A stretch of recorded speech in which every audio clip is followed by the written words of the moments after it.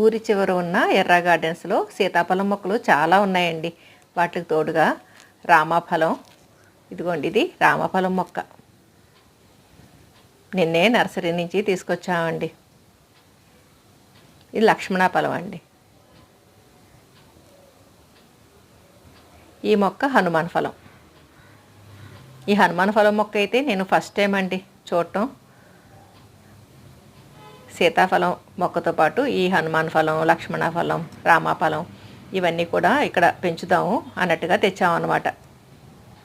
ఈ గార్డెన్లో సీతాఫలం మొక్కలు చాలా ఉన్నాయండి. ఇదివరకు ఇంచుమించు 4-5 ఏళ్ల క్రితం కూడా చాలా మొక్కలు వేసాము.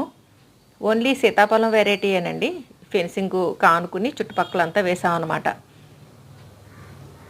సీతాఫలంతో పాటు లక్ష్మణ ఫలం, రామఫలం, హనుమాన్ ఫలం కూడా వేస్తే బాగుంటుంది కదా అని తెచ్చామండి.